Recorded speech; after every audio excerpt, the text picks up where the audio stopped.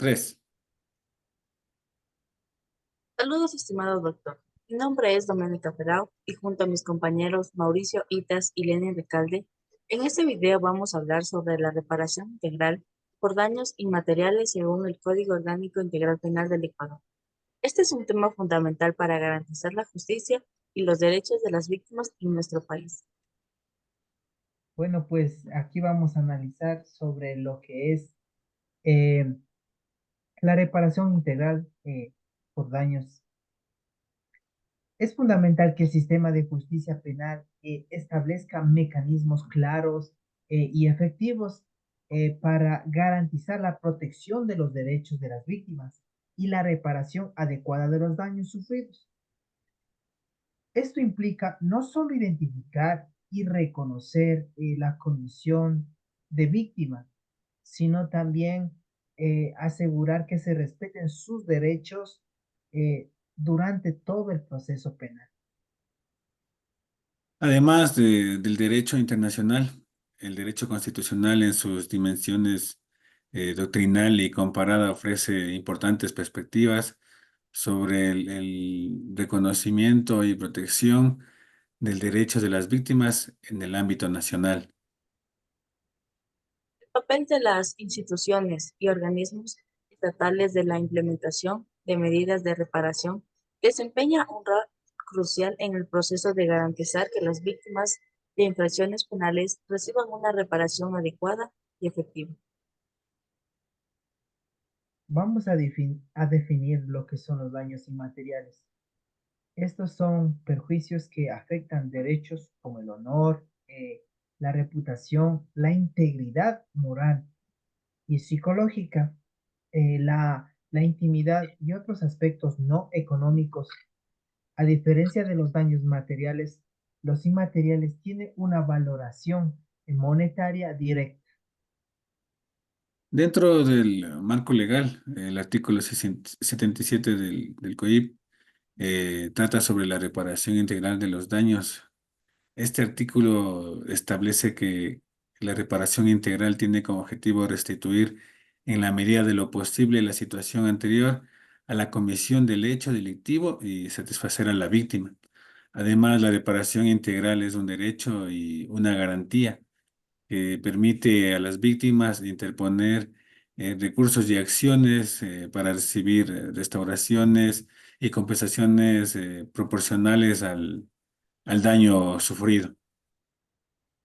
Para aquellos condenados por delitos como peculado, así como el lavado de activos, asociación ilícita y delincuencia organizada relacionados con actos de corrupción, se establece que responderán con sus bienes hasta el monto necesario para la reparación integral del Estado y la sociedad. La satisfacción de las víctimas por el derecho violado es uno de los componentes de la reparación integral en el ordenamiento jurídico de nuestro país. De acuerdo con lo prescrito en el artículo 78 del contexto constitucional, El artículo 78 describe los mecanismos de reparación integral que pueden ser tanto individuales como colectivos. Estos mecanismos no se excluyen mutuamente y pueden combinarse según el caso. A continuación, las formas de reparación integral son las siguientes. tenemos primero la restitución. Esto hace referencia a restaurar la situación de la víctima antes de la infracción. Segundo, rehabilitación.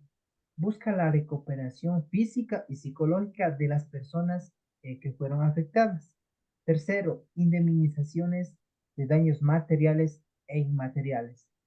Aquí tenemos la compensación económica por los perjuicios causados por la infracción penal. Cuarto, medidas de satisfacción o simbólicas. Incluyen acciones para reparar la dignidad y reputación de las víctimas, tales como declaraciones judiciales, disculpas públicas, entre otros. Y quinto, garantías de no repetición, enfocadas en prevenir futuros delitos similares. Consiste en medidas que aseguren que las víctimas no sean afectadas, nuevamente por infracciones del mismo tipo. A continuación vamos a ejemplificar el artículo 78. Supongamos que una víctima fue injustamente encarcelada y tras ser liberada busca una reparación integral según el artículo 78. Como lo mencionó mi compañero, la restitución sería que se restablezca su libertad y los derechos políticos, en el caso de que sea de otro país, que se le permita retornar a su país de residencia y recupere su empleo. Además, la rehabilitación enfoca que reciba atención médica y psicológica para superar el trauma del encarcelamiento. Sobre la indemnización se le compensa económicamente por daños materiales, inmateriales sufridos durante su encarcelamiento. Dentro de las medidas de satisfacción, el Estado tiene que emitir una disculpa pública, reconocer su error y celebrar un acto en honor a la víctima para restituir su dignidad. Y sobre las garantías de no repetición, en este sentido sería que se implementan reformas al sistema judicial para evitar que situaciones similares ocurran en el futuro, asegurando así la protección de otras personas.